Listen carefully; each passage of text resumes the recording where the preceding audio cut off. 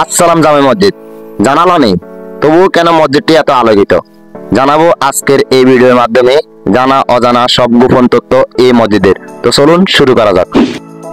জানালা নেই, তবুও আলোকিত আসসালাম জামে মসজিদ। আধুনিক যুগে চোখ ধাঁধানো স্থাপত্যের জটিল সংমিশ্রণ আর দৃষ্টিনন্দন এক অনন্য স্থাপনা আসসালাম জামে মসজিদ।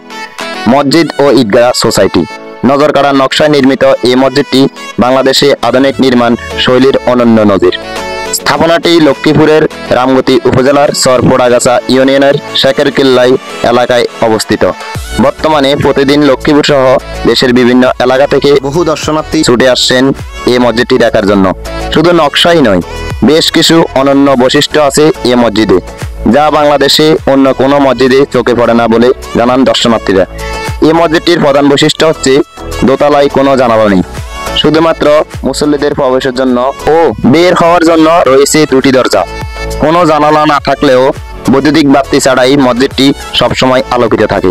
জানা গেছে বাংলাদেশি স্থাপত্য প্রতিষ্ঠান আরকি গ্রাউন্ড লিমিটেডের স্থপতি নবী নেওয়াজ খান শমিন ও তার দল মসজিদটি নকশা তৈরি করে।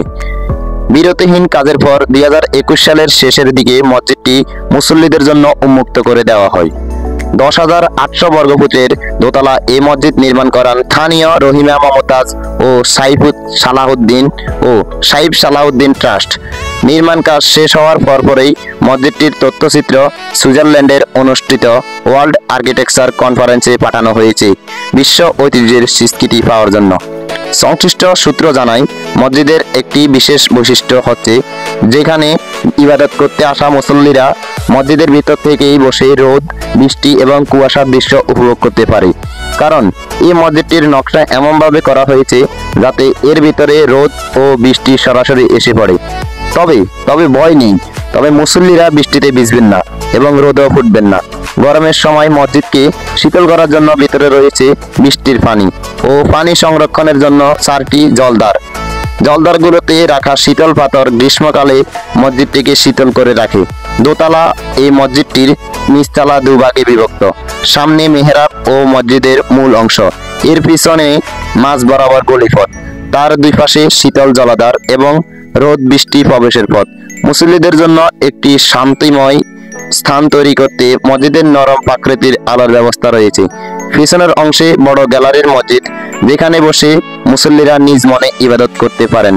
গ্যালারির অংশের পিছনে থেকে দোতলায় ওঠার সিঁড়ি। দোতলায় রয়েছে নারীদের নামাজ পড়ার স্থান। এই মসজিদটির ছাদ প্রচলিত অন্য স্থাপনার থেকে আলাদা। পুরো মসজিদের দেয়ালটিতে বাইরে থেকে দেখলে মনে হয় পুরো ইটের দেয়াল তৈরি। মূলত ইট দেখা গেল এর ভিতরে রয়েছে রড, সিমেন্ট ও ইটের সংমিশ্রণে আরসিসি ঢালাই। পুরো মসজিদে একসঙ্গে প্রায় 2000 মুসল্লি জামাতে নামাজ আদায় করতে পারেন।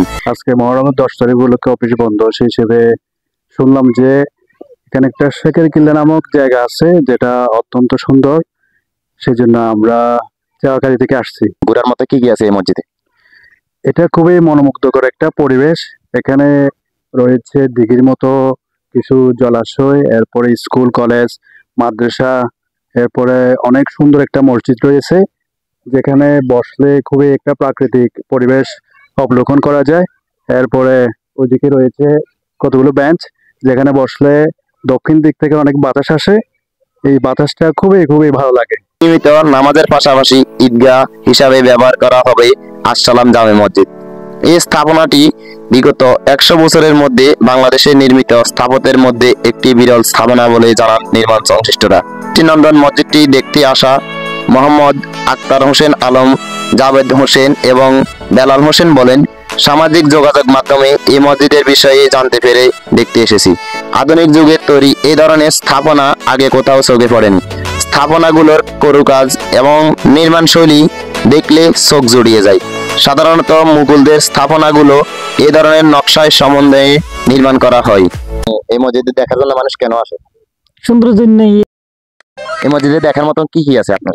সবকিছু আছে। গজব বেজতি। না, আমি স্থানীয় না। আপনি ঘুরতে এসেছেন? আমি সুবর্ণচর থেকে আসি।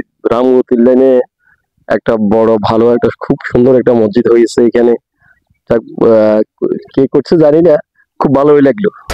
এই মসজিদে ঘিরে তৈরি হওয়া শিক্ষা কমপ্লেক্সের মধ্যে আসসালাম হাফিজিয়া মাদ্রাসাটিকে হাফেজি ও ইংরেজি শিক্ষার সমন্বয়ে একটি আন্তর্জাতিক মানের প্রতিষ্ঠানে পরিণত করা হয়ে দেখা গিয়েছে। ইমাম মমতাজ ও সাইফুদ্দিন সালাউদ্দিন ট্রাস্টের প্রধান নির্বাহী এবং বাংলাদেশ সুপ্রিম কোর্টের আইনজীবী জানান, শুধুমাত্র আল্লাহর সন্তুষ্টির আশায় মসজিদটি নির্মাণ করা হয়েছে, তাই তিনি নাম প্রকাশ করতে চাননি।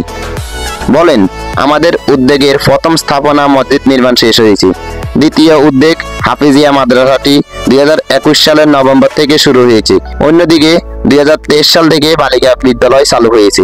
পরবর্তীতে কলেজ চালু হয়েছে মসজিদের ভিতরের আঙ্গিনায়।